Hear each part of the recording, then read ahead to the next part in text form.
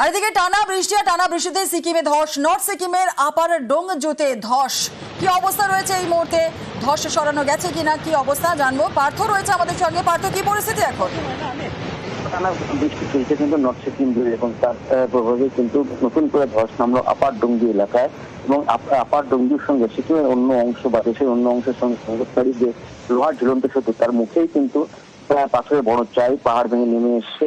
এবং তারপরে কিন্তু অন্য অংশের সঙ্গে সিকিমের অন্য অংশের সঙ্গে এই আপার ডোংজু গ্রামের একেবারেই কিন্তু বিচ্ছিন্ন হয়ে পড়েছে।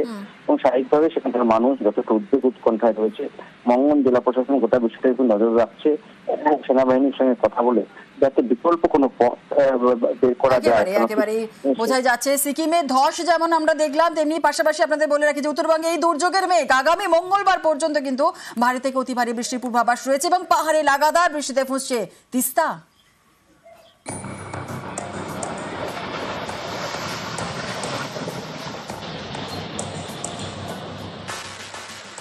লাগাতার বৃষ্টি, এর জেরে কালিম্পংয়ে বারবার ধস। কালিম্পংয়ের তারখোলায় মঙ্গলবারের পর বুধবার ফের ধস নামে। কালিম্পংয়ের লিকুইরে পাহাড়েও ধস।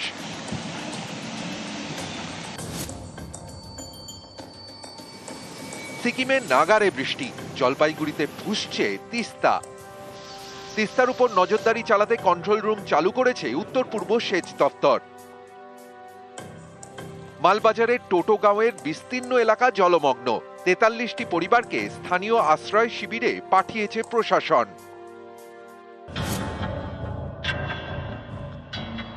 উত্তরবঙ্গে জুলাইয়ের মাঝামাঝি পর্যন্ত যতটা বৃষ্টি হওয়ার কথা ততটা হয়নি। এবার উত্তরের সব জেলায় ভারী বৃষ্টির পূর্বাভাস। আগামী মঙ্গলবার পর্যন্ত চলবে বৃষ্টি। বৃহস্পতিবার থেকে ভারী বৃষ্টি উত্তরবঙ্গের জেলাগুলিতে।